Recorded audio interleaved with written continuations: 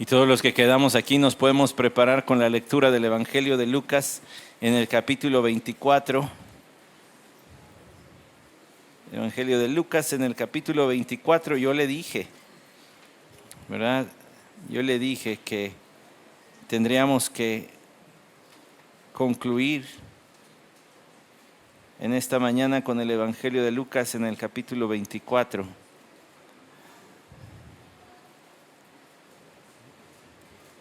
Si ya tiene este capítulo de la Biblia, le invito a que se ponga de pie por respeto a lo que va a ser leído. Voy a iniciar la lectura en el versículo 36 y voy a terminar en el versículo 53, solo para que tengamos el contexto de lo que se está leyendo. Lucas 24, del 36 al 53, que dice así. Mientras ellos relataban estas cosas, Jesús se puso en medio de ellos y les dijo: paz a vosotros. Pero ellos, aterrorizados y asustados, pensaron que veían un espíritu. Y él les dijo: ¿por qué estáis turbados y por qué surgen dudas en vuestro corazón? Mirad mis manos y mis pies, que soy yo mismo. Palpadme y ved, porque un espíritu no tiene carne ni hueso como veis que yo tengo. Y cuando dijo esto, les mostró las manos y los pies. Como ellos todavía no lo creían a causa de la alegría y que estaban asombrados, les dijo: ¿Tenéis aquí algo de comer? Entonces ellos le presentaron parte de un pescado asado, y él lo tomó y comió delante de ellos. Y les dijo: esto es lo que yo os decía cuando todavía estaba con vosotros, que era necesario que se cumpliera todo lo que sobre mí está escrito en la ley de Moisés, en los profetas y en los salmos. Entonces les abrió la mente para que comprendieran las Escrituras y les dijo: así está escrito que el Cristo padeciera y resucitara de entre los muertos al tercer día, y que en su nombre se predicara el arrepentimiento para el perdón de pecados a todas las naciones, comenzando desde Jerusalén. Vosotros sois testigos de estas cosas. Y aquí yo enviaré sobre vosotros la promesa de mi Padre, pero vosotros permaneced en la ciudad hasta que seáis investidos con poder de lo alto. Entonces los condujo fuera de la ciudad, hasta cerca de Betania, y alzando sus manos los bendijo. Y aconteció que mientras los bendecía, se separó de ellos y fue llevado arriba al cielo. Ellos, después de adorarle, regresaron a Jerusalén con gran gozo y estaban siempre en el templo alabando a Dios. Tome su lugar. Ellos vinieron una ocasión que yo no estaba aquí, pero hoy sí me da gusto estar aquí y volver a ver a Carla y a Dan sentados aquí con nosotros. Han tenido problemas de salud, Carla, por eso se han ausentado por mucho tiempo, pero pues no son visitas. Pero ¿qué le parece si les damos un aplauso de bienvenida? Porque ya tenía rato que no los veíamos. Pues gracias a Dios, ¿verdad? Que hoy nos pueden acompañar otra vez. Usted tiene el Evangelio de Lucas, el capítulo 24, y déjeme decirle las palabras del comentarista y teólogo cubano Justo González. Él dice: en el tipo de escritura de Lucas, el concluir un libro sin en verdad concluirlo es más bien una invitación a participar de los hechos que están siendo relatados.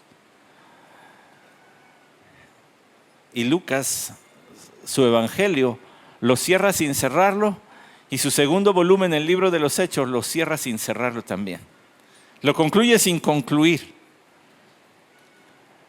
Hay quien ha dicho: los hechos del Espíritu Santo. Nuestra hermana Jocelyn Moraz recordaba eso esta semana. Así algunos le dicen al libro de los Hechos: son los hechos no de los apóstoles, sino lo que el Espíritu Santo hizo a través de ellos. Pero el Espíritu de Dios sigue activo y obrando. Mire lo que ha sucedido aquí. Ser salvos es una obra del Espíritu de Dios. Tener devoción hacia el Señor es una obra del Espíritu de Dios, etc. La vida cristiana es resultado de la presencia del Espíritu de Dios en el creyente. No hay de otra. Nosotros estábamos muertos en nuestros delitos y pecados, así que esta vida que hoy tenemos, espiritual, de devoción, de amor por el Señor, de seguirle, de obediencia a su señorío, es resultado de la presencia del Espíritu de Dios en nosotros. Lucas termina su libro sin terminarlo. El primero, el Evangelio, y el segundo, el libro de los Hechos, también. Es una forma de decir: únete a lo que Dios está haciendo. ¿Usted recuerda aquellos libritos? Yo recuerdo que estaba jovencillo, no leía mucho ni muy bien todavía, cuando en Aurrera, ahora ya hay bodega Aurrera, pero cuando había Aurrera, tenían su sección de libros y tenían estos libros que tú ibas decidiendo. Y decía, bueno, si crees que el personaje decide esto, pasa a la página tal. Pero si crees que decide esto otro, pasa a la página tal. ¿Alguien de ustedes los leyó esos? ¿Sí? Bueno, al menos los magicuentos, hermanos, ya digo, si no eran muy lectores, al menos los magicuentos, ¿no?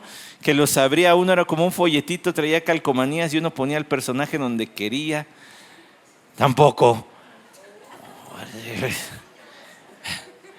Bueno, entonces olvídenlo. Vamos al Evangelio de Lucas. Lucas lo que está diciendo es, a través de esto, de este cierre, es ahora te toca a ti. Ahora te toca a ti.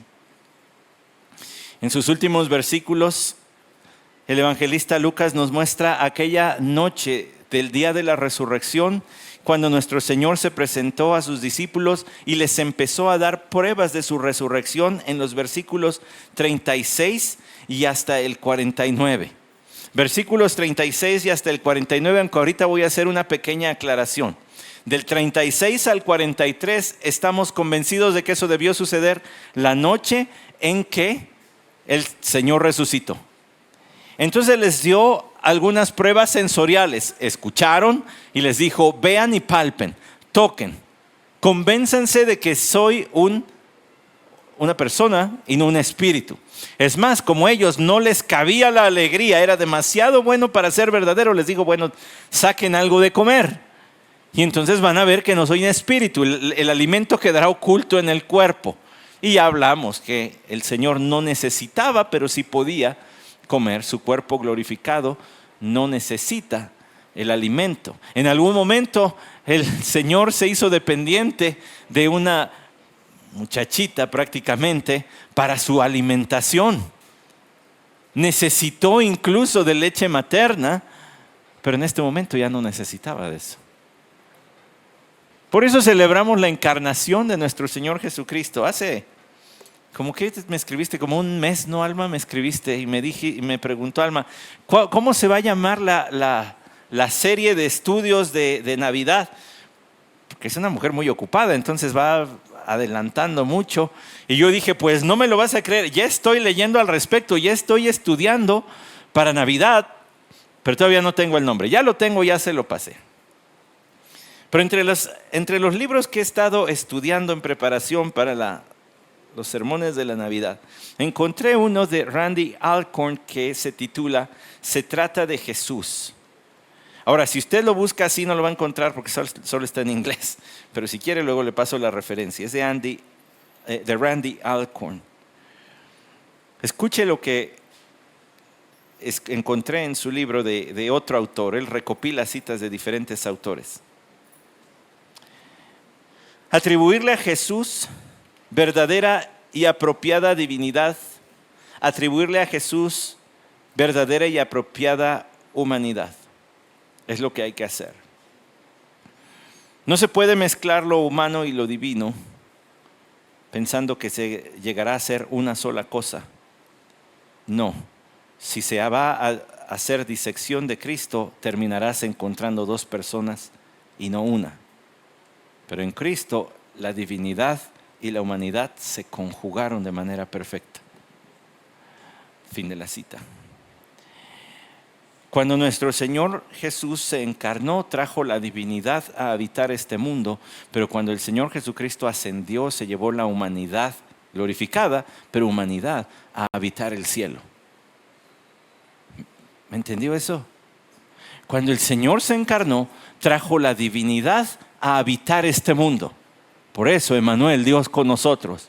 Por eso no es cosa menor que celebremos la encarnación de nuestro Señor Jesucristo. Y yo sé que hay mucha fanfarria y que se hace mucha polémica, si es puro consumismo, si es no sé qué. No lo sé, lo que sé es que hay un evento histórico cuando Dios se hizo carne y habitó entre nosotros. Y trajo la divinidad a habitar en el mundo. Pero luego en su cuerpo resucitado, el Señor Jesucristo se llevó la humanidad a habitar el cielo. su humanidad glorificada. Nunca se despojó ya de su cuerpo glorificado el Señor, sino que ascendió delante de los ojos de sus apóstoles. No se esfumó, no se desvaneció, sino que ascendió. Ya se había desvanecido, ¿cierto? Allá cuando entró a echarse una cenita con los discípulos en el camino de Emaús, ¿se acuerda? Impartió el pan y de pronto se desvaneció, desapareció de su vista. Y luego estaban los discípulos encerrados y apareció entre ellos. ¿Por qué no lo hizo así en su ascensión?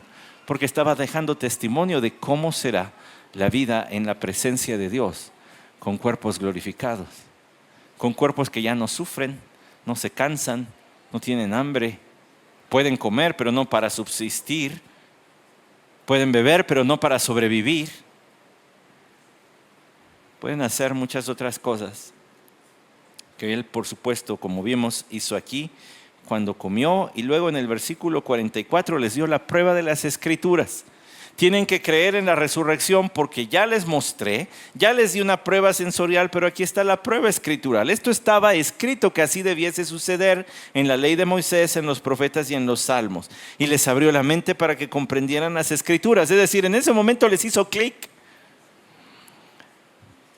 Yo sé que voy a sonar a abuelito, aunque apenas soy papá de una nena chiquitita. Todavía espero, me faltan muchos años y el Señor así lo quiere, pero espero que venga antes mejor. Pero corría el año de 1998. Y entonces con unos amigos dijimos, pues vámonos a evangelizar.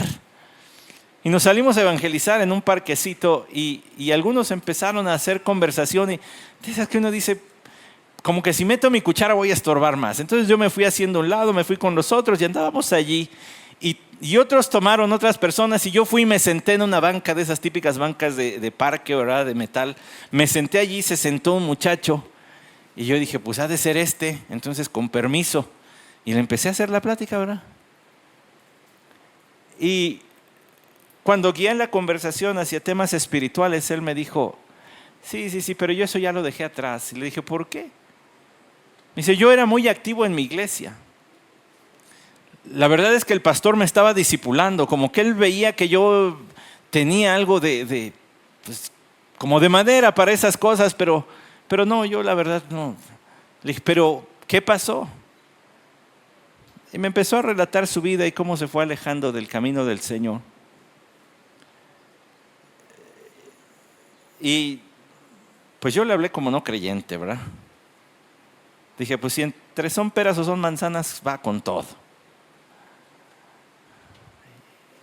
Y después de explicarle algunos textos, su rostro cambió porque ya para ese momento habíamos agarrado confianza, ¿verdad? Entonces yo ya estaba así con el piecito acá y él estaba con el piecito acá, entonces nos estábamos viendo. Y en un momento ya sus ojos se abrieron. Ya entendí. Y me dijo, entonces, ¿puedo volver a Dios en este momento?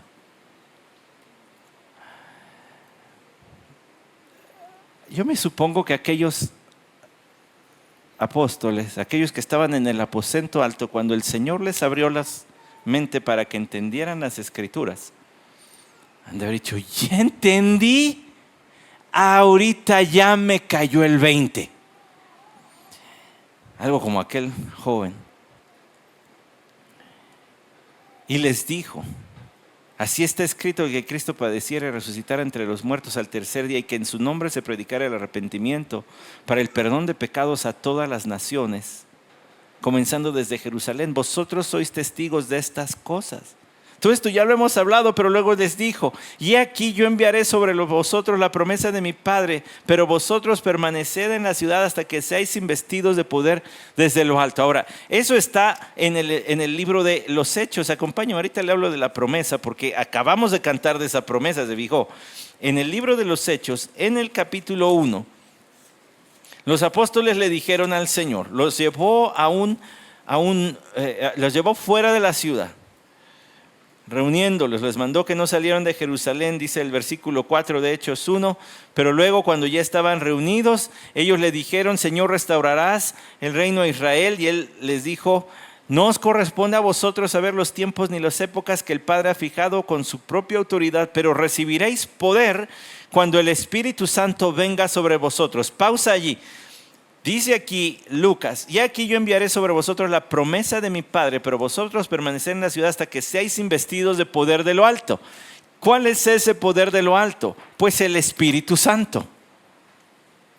No se vayan de Jerusalén hasta que hayan recibido el poder, es decir, la promesa, que se cumpla la promesa del Padre. Y aquí dice: pero recibiréis poder cuando el Espíritu Santo venga sobre vosotros y me seréis testigos. Vosotros sois testigos de estas cosas. El lenguaje de Lucas empieza a empalmar en su relato de la ascensión en el Evangelio de Lucas, pero en su relato de la ascensión en el libro de los Hechos. Empieza a utilizar los mismos términos. El pasaje de despedida se parece. Tiene unas diferencias que en su momento voy a señalar, pero lo primero que necesito que vea es que les dijo: va a venir la promesa de mi Padre. ¿Cuál era esa promesa del Padre? Pues usted lo sabe, ya lo dijimos allí, el Espíritu Santo. Ahora, ¿cuál es esa promesa? Dice Juan 14, versículo 16: y yo rogaré al Padre y Él os dará otro consolador. Otro. Uno de la misma calidad, uno de la misma talla, uno igualito que yo. Ahora, eso es muy importante, le voy a decir también porque siga allí en el libro de los Hechos, en el capítulo 1. Hechos capítulo 1. Después, dice: pero recibiréis poder cuando el Espíritu Santo venga sobre vosotros y me seréis testigos en Jerusalén, en toda Judea y Samaria y hasta los confines de la tierra. Después de haber dicho estas cosas, fue elevado mientras ellos miraban, y una nube le recibió y le ocultó de sus ojos. Y estando mirando fijamente. Espere, ese versículo 10 cobra una importancia especial aquí. Porque ese mirar fijamente es un mirar anhelante, lamentando la despedida, como diciendo: no te vayas. No sé cómo actuarlo, pero de alguna manera que en su rostro se veía el: quédate, no te vayas. Y entonces eso explica las palabras de los varones que se pusieron junto a ellos, estos ángeles. Varones galileos, ¿por qué estáis viendo? No es una pregunta que merezca una respuesta. No es como que Pedro se volteó y le dijo: ay, ¿que no estás viendo que se fue el Señor? Sino es una pregunta que lleva algo de: pues, ¿por qué?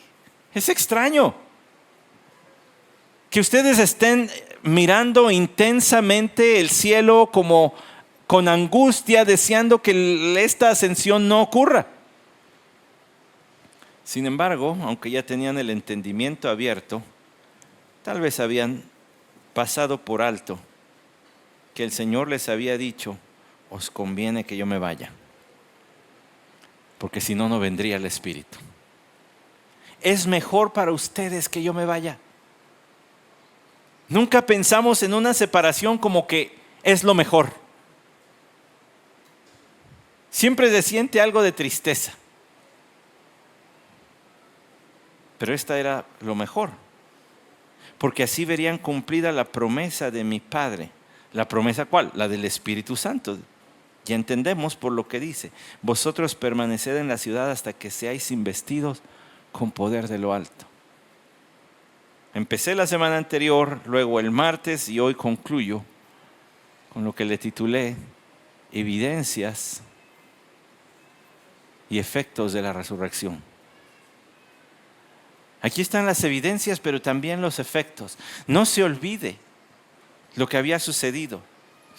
Ya hace rato le dije: es posible que estas palabras no las haya pronunciado, esta gran comisión en la versión de Lucas no las haya pronunciado en la noche en que fue resucitado, o que no haya sido la única vez que las pronunció, porque Mateo tiene una versión diferente.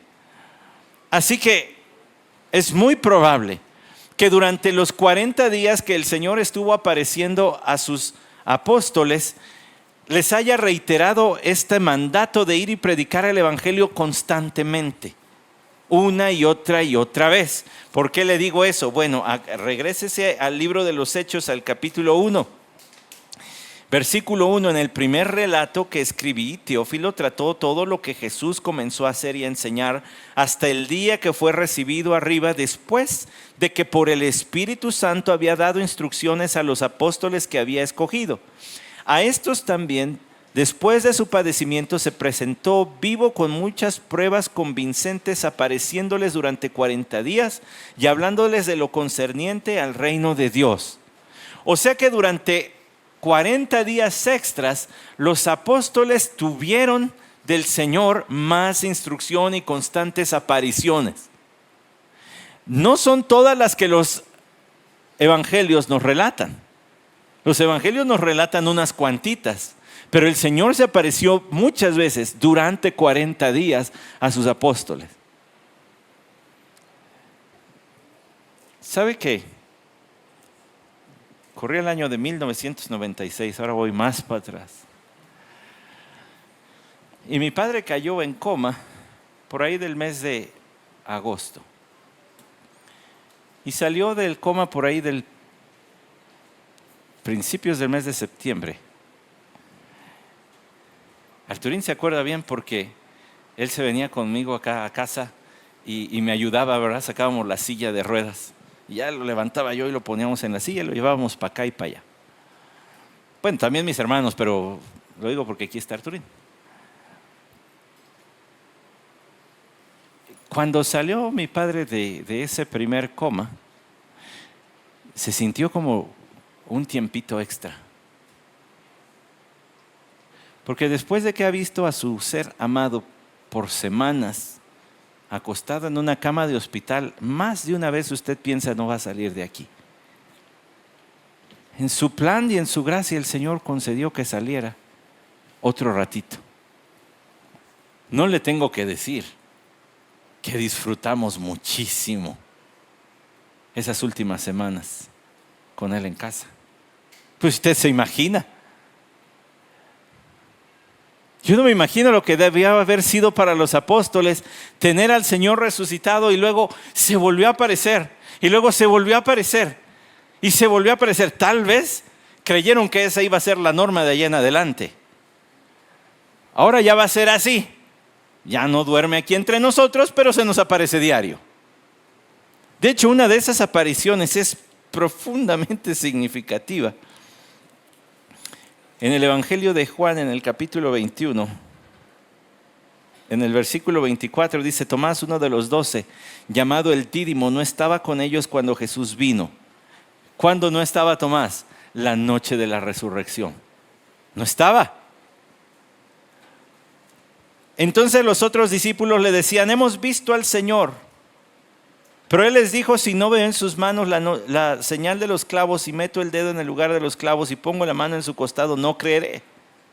8 días después, sus discípulos estaban otra vez dentro y Tomás con ellos. Y estando las puertas cerradas, Jesús vino y se puso en medio de ellos.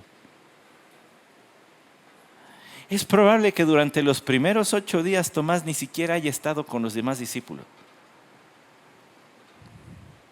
Que le hayan dicho: ya vimos al Señor. Y por la forma verbal que le decían, quiere decir que insistentemente le decían: vimos al Señor, Tomás, tienes que creernos. Y él decía: no. Es otro de esos casos que no creían en la resurrección. ¿Se acuerda que le he dicho que es importante que los apóstoles no creían en la resurrección? Porque eso prueba que no era histeria colectiva, que no era una fantasía que luego la transformaron en leyenda y ahora nos la presentamos como verdad. No, ni ellos creían. Tuvieron que ser convencidos por el propio Señor. Y Tomás tuvo que ser convencido por el propio Señor porque no le creía ni a sus cuates. A sus apóstoles, pues. Hasta 8 días después, pues entonces, ¿qué hizo Tomás? Lo más probable es que haya tenido el corazón destrozado y no haya querido ni estar cerca de los demás. Y por eso les dice: pues hasta que yo no vea, hasta que no meta mi dedo. Casi como si Tomás estuviese diciendo: dejen de jugar con mis sentimientos, me están matando. No me hagan falsas ilusiones, no me hagan creer en algo que sería muy bonito, pero que no puede ser. El profeta Isaías habló de nuestro Señor Jesucristo diciendo que Él no alzaría su voz, no gritaría, no impondría su ley y que no quebraría la caña cascada. Es decir, el palito que ya le quedan unos cuantos hilitos no lo terminaría de romper, ni tampoco apagaría el pábilo humeante. Como cuando usted apaga una vela pero se queda una lucecita allí y está todavía echando humito. Algunos de ustedes valientes se chupan los dedos y lo apagan. A mí hasta va a decir que qué pastor tan chillón, pero hasta el día de hoy le sigo sacando a quemarme. Entonces ni me chupo ni nada, digo, ay, que se quede. O le echo agüita.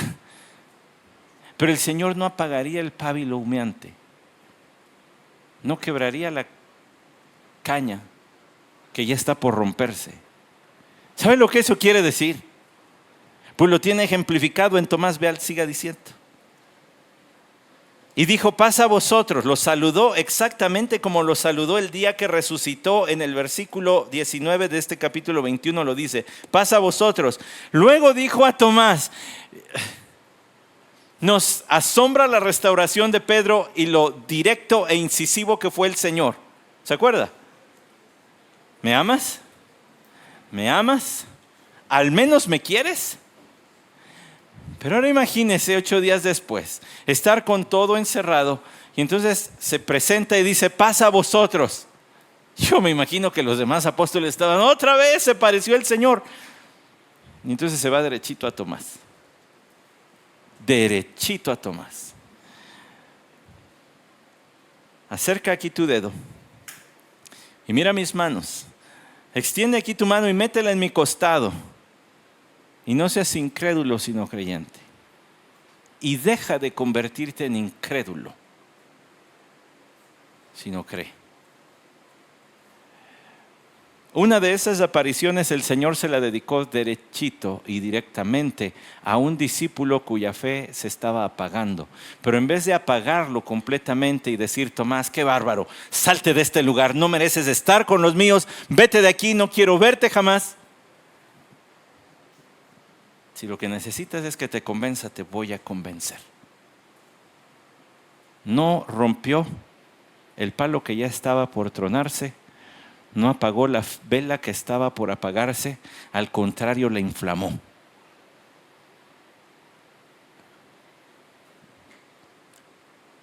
Dicen, la historia, la tradición, que Tomás de ahí se fue a predicar. Y llegó a la India. Y llevó el evangelio bien lejos.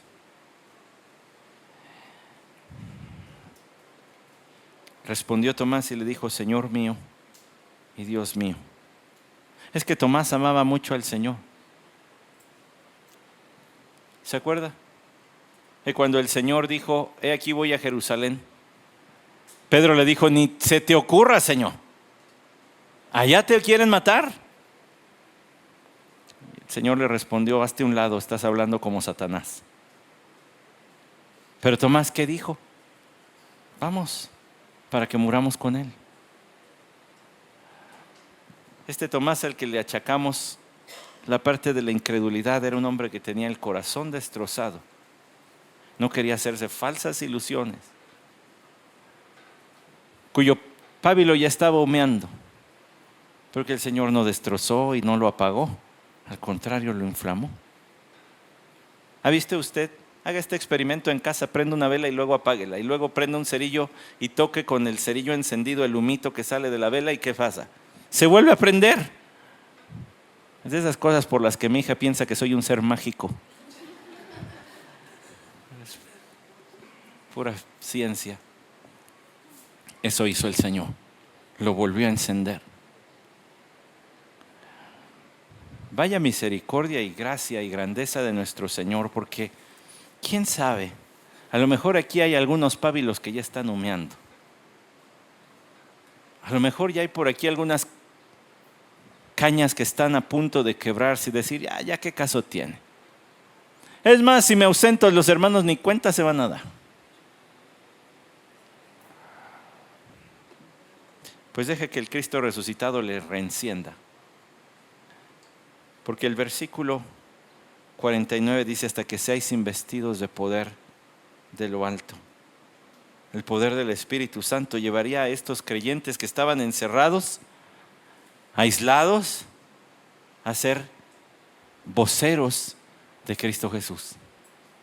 ¿Cómo sucedió? Entonces los condujo fuera de la ciudad hasta cerca de Betania, y alzando sus manos los bendijo.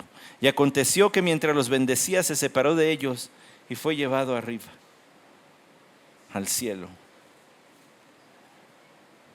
En esta conclusión del Evangelio de Lucas, usted entiende que el Señor les estaba dando la última evidencia que ellos necesitaban.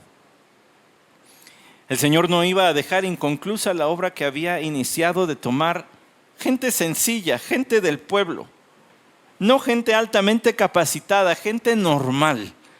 Los iba a convertir en discípulos, en apóstoles, simple y sencillamente en lo que todo creyente debe ser. Claro, ellos tuvieron un lugar en la historia muy particular. La revelación divina fue plasmada, el Nuevo Testamento, por la pluma de algunos de los que estaban allí y luego de los que anduvieron con ellos. Sin embargo, la tarea que les va a dejar es una tarea que todo creyente debe cumplir. La tarea de la proclamación del Evangelio es algo que todo creyente se espera que haga. El Evangelio de Lucas empezó hablándonos de la entrada de la divinidad al mundo, ahora nos lleva a la entrada de la humanidad al cielo. Los condujo fuera de la ciudad y usted tiene que entender por esto que los llevó fuera de la ciudad a lo que Él ya les había dicho. Él ya había mandado decirles que se quedaran en la ciudad, Él ya se los había dicho, además. Pero ahora los iba a congregar en otro sitio. Regrésese al libro de Hechos, al capítulo 1, para que vea dónde ocurrió la ascensión de nuestro Señor. La ascensión de nuestro Señor, después de que Él ascendía, ellos se les aparecieron estos varones, dice el versículo 11, que les dijeron: este Jesús que ha sido tomado de vosotros al cielo vendrá de la misma manera, tal como le habéis visto ir al cielo. Entonces regresaron a Jerusalén desde el monte llamado de los Olivos. ¿De dónde ascendió el Señor al cielo? Del monte de los Olivos. Un monte cerca, dicen los evangelistas. Dice cerca de Betania. Pues sí, está cerca de Betania. Si usted ve el mapa de sus Biblias, de los vida y tiempo del Señor Jesucristo, verá que el Monte de los Olivos está cerca de Betania. La ascensión ocurrió en un evento privado. Qué curioso, porque su entrada a este mundo fue además un evento que se hizo público. De repente aquella mujer que acababa de dar a luz, de nombre María, empezó a recibir visitas de quién sabe quién son estos, pero son pastores que dicen que ángeles se les aparecieron y ahora yo estoy aquí recién parida y ya me están visitando. Pero este evento era un evento privado. Nuestro Señor ya les había dicho que así sería, que Él tendría que ascender a la gloria. Este sitio que se menciona hasta cerca de Betania. En la última semana antes de la cruz, nuestro Señor, ustedes recordarán que cuando hablábamos de esos textos, parecía ir y venir de Betania, estaba cerca. Entonces enseñaba en el templo durante el día, en el templo de Jerusalén, y luego se iba a descansar, muy probablemente a Betania, o cuando no se quedaba orando, en el huerto de los olivos, precisamente este lugar. Es más, el monte de los olivos, usted y yo debemos estar familiarizados con él, porque en nuestro paso por la escatología, el capítulo 24 y 25 del Evangelio de Mateo, ese sermón, el sermón del monte, pero no del monte como el otro, sino del monte de los olivos, habla del regreso del Señor Jesucristo. Vea lo que dice Mateo 24, versículo 3. Y estando él sentado en el monte de los olivos, se le acercaron los discípulos en privado diciendo: dinos cuándo sucederá esto y cuál será la señal de tu venida y la consumación de este siglo.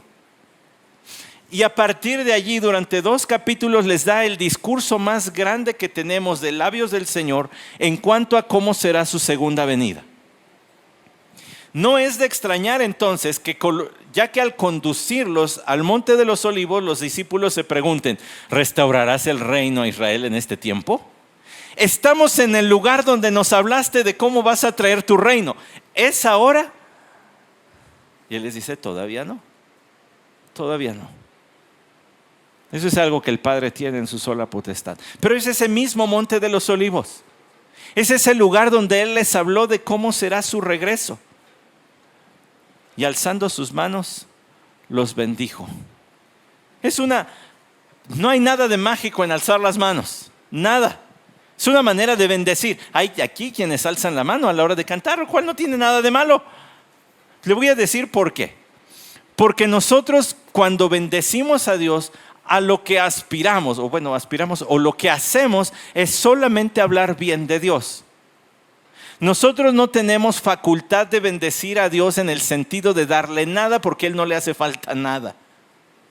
Pero cuando nosotros bendecimos, así como dice Pablo en Efesios capítulo 1 versículo 3, bendito sea el Dios y Padre de nuestro Señor Jesucristo. Allí Pablo está bendiciendo a Dios. ¿Cómo lo hace? Hablando bien de Él. Cuando nosotros hablamos bien de Dios, estamos bendiciendo su nombre.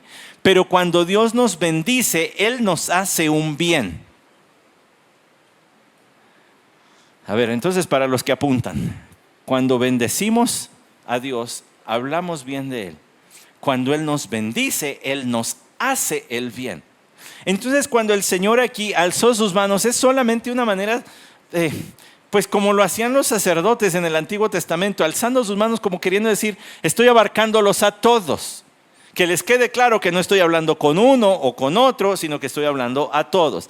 Pero dice que Él los bendijo. No pase rapidito por allí. Porque cuando Dios bendice, hace un bien. No nada más dice. Mientras que ellos estaban allí, quizá les seguía recordando las promesas.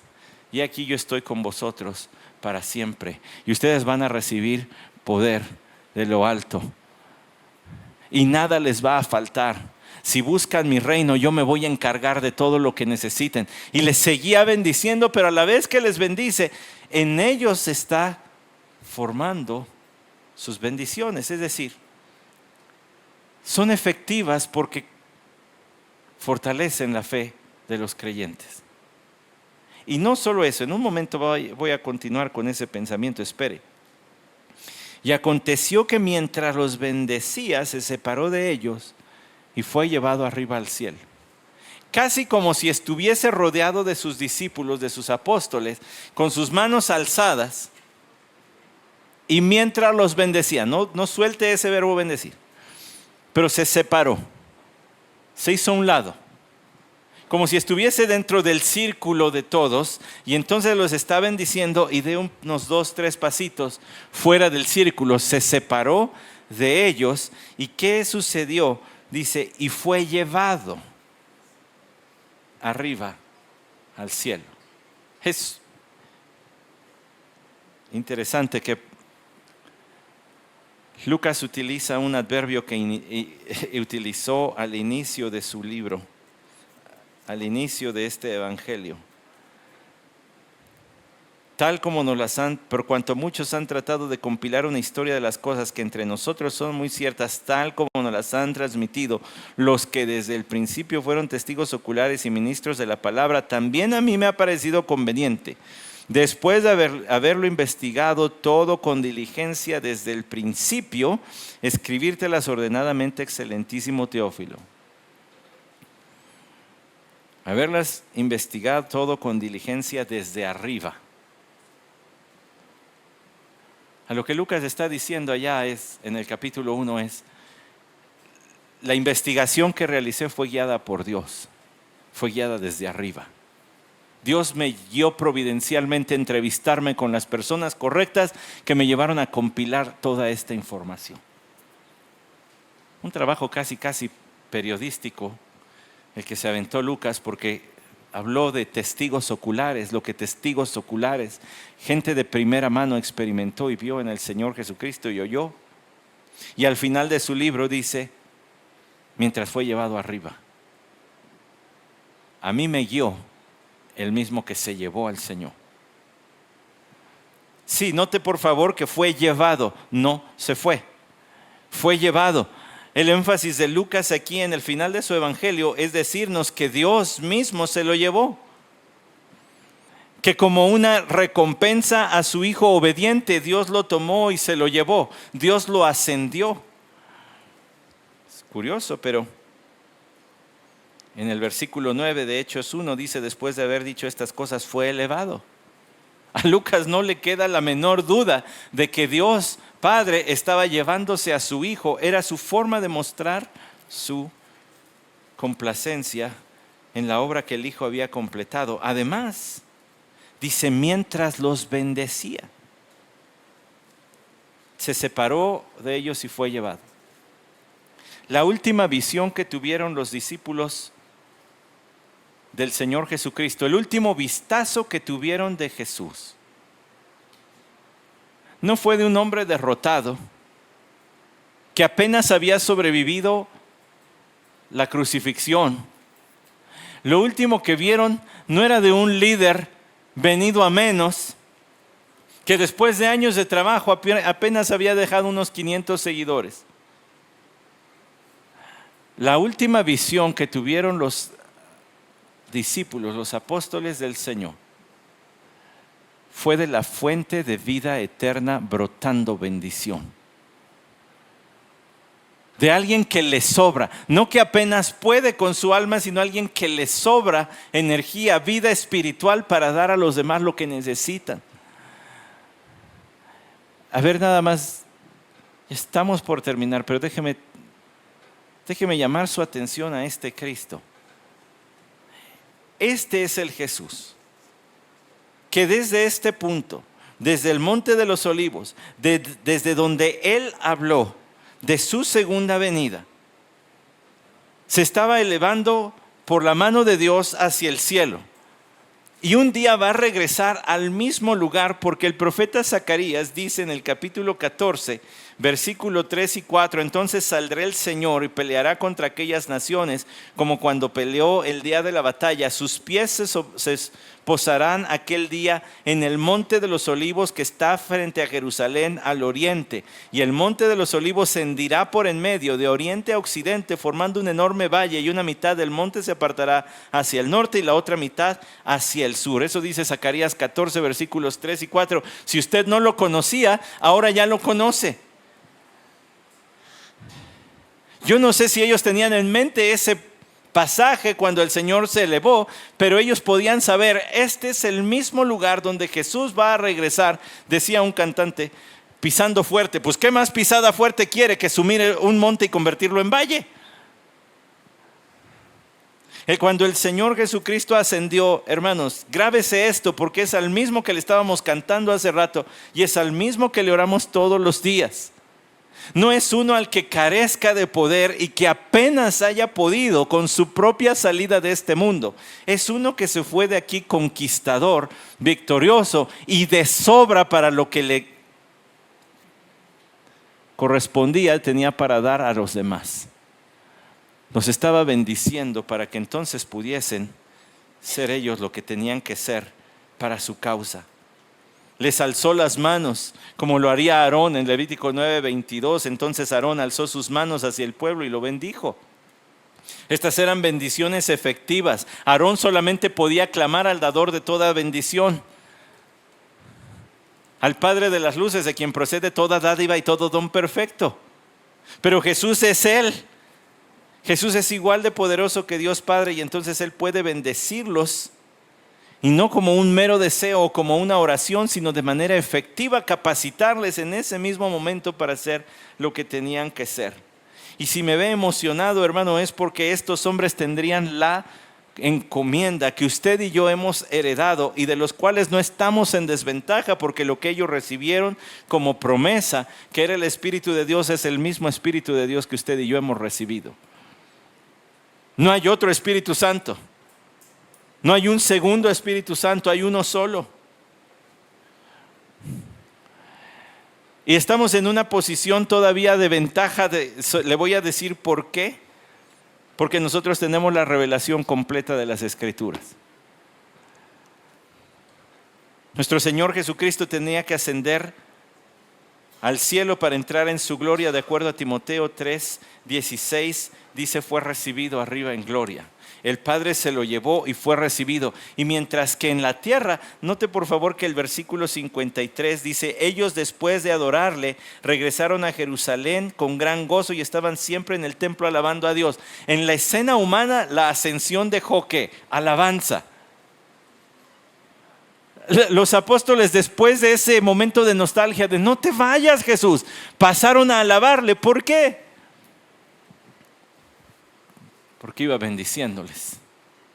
Y porque dos varones, dos ángeles se les presentaron diciendo, este Jesús que fue llevado así, así va a venir. De una manera visible fue ascendido, de una manera visible va a descender.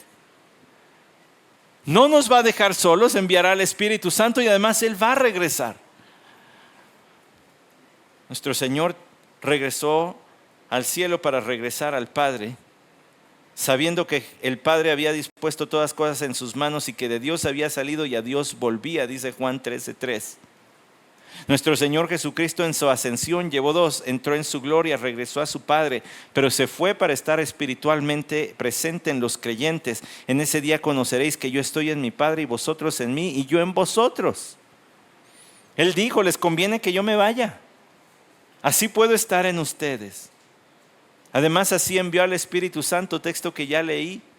El Señor Jesucristo ascendió y así fue hecho cabeza de todas las cosas. El poder el cual obró en Cristo cuando resucitó de entre los muertos y le sentó a su diestra en los lugares celestiales, muy por encima de todo principado.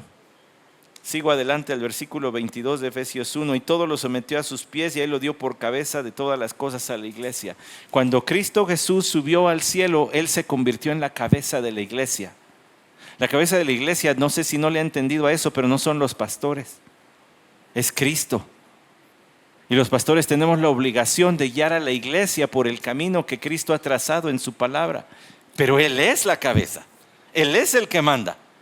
No los pastores, ni ningún otro miembro, ni la congregación por encima de los pastores para aquellos que tienen sistema democrático. Tampoco. Es Cristo. Cristo ascendió para ser abogado delante del Padre por los creyentes. Abogado tenemos con el Padre a Jesucristo, dice Juan, 1 de Juan capítulo 2, versículo 1. Cuando dice que el Señor fue ascendido para recibir todos esos honores. Hace algún tiempo escuché una predicación del pastor Sproul que creó tensión en mi corazón, pero luego ya. Porque él era un buen maestro, entonces un buen maestro tiene que crear tensión, extender los límites de la mente para decir, ¿por dónde va a brincar ahora la liebre? Y entonces que haya la sorpresa del descubrimiento y haya una asimilación del aprendizaje. Y él entonces decía, ¿qué cambió en Cristo Jesús cuando ascendió al cielo? Parece, nada, es inmutable. Cristo Jesús no puede cambiar porque como Dios Padre no cambia, tampoco el Hijo cambia. No cambió una cosa. Que ahora tiene un nombre que es sobre todo nombre. ¿Se ha fijado en ese orden? Y ahora Dios le dio un nombre que es sobre todo nombre para que al nombre de Jesús se doble toda rodilla de los que están en el cielo y de los que están en la tierra. Y toda lengua confiese que Jesucristo es Dios para gloria de Dios Padre. Su posición es exaltada a ser el nombre que es sobre todo nombre, diría el pastor Sproul. El Señor fue llevado arriba al cielo. Ellos, después de adorarle, regresaron a Jerusalén con gran gozo. Y estaban siempre en el templo alabando a Dios. El relato de Lucas, en Lucas 24, se parece al de Hechos capítulo 1. Le voy a decir cuál es la diferencia a la que yo le comenté, los iba a guiar. En Hechos capítulo 1, dice en el versículo 14, cuando hubieron regresado del monte de los olivos, dice el versículo 14 así: Todos estos estaban unánimes, entregados de continuo a la oración junto con las mujeres y con María, la madre de Jesús, y con los hermanos de él. ¿Cuáles son los efectos de la resurrección de nuestro Señor Jesucristo? Ya le leí una lista, pero déjeme decirle dos que son obvios en la pluma de Lucas. Uno, la alabanza. Si Cristo es quien dijo ser, y ya probó que sí lo es, entonces Él merece toda alabanza. Pero no solamente cuando nos reunimos a cantar y no solamente cuando usted alaba en su casa. Él merece la gloria de todo momento de nuestra vida. Él merece una rendición absoluta de nuestra vida. La verdadera alabanza se traduce en obediencia. La verdadera adoración desemboca en obediencia. El Cristo resucitado merece gloria de nuestra vida por una entrega absoluta. ¿Por qué cree que aquellos apóstoles se entregaron a la alabanza? Dice en el capítulo 24 de Lucas.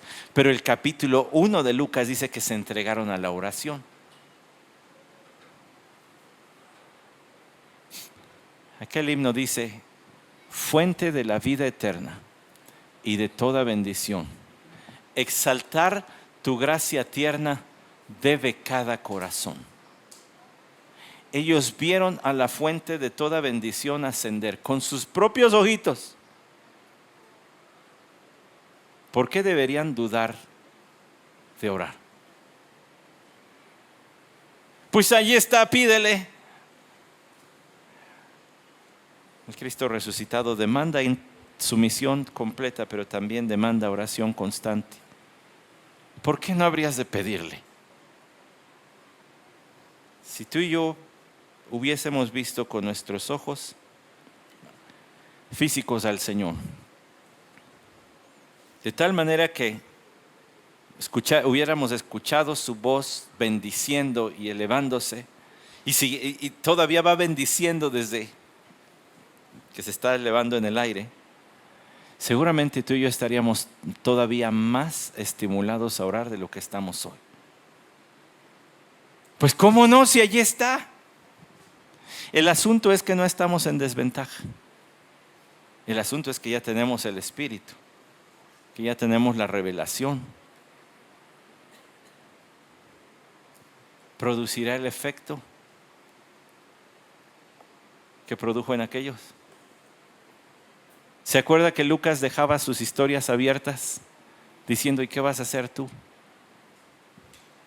Pues ahora que has visto a Cristo resucitado en el Evangelio de Lucas, ¿qué vas a hacer tú?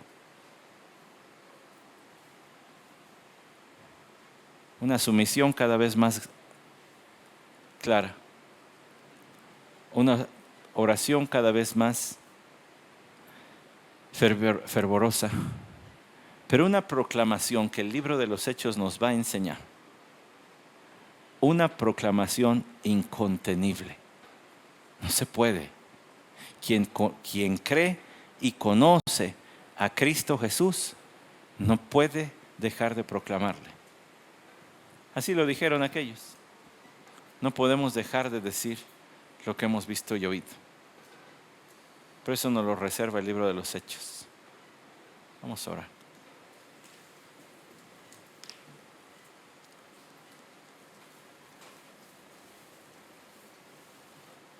Señor, usa tu palabra. Grábala en nuestro corazón.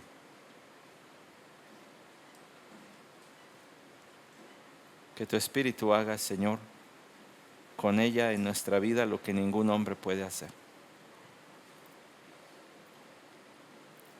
Que es producir el carácter de Jesús, la transformación para la cual le enviaste. De modo que Jesús sea confiado, alabado y proclamado. Amén.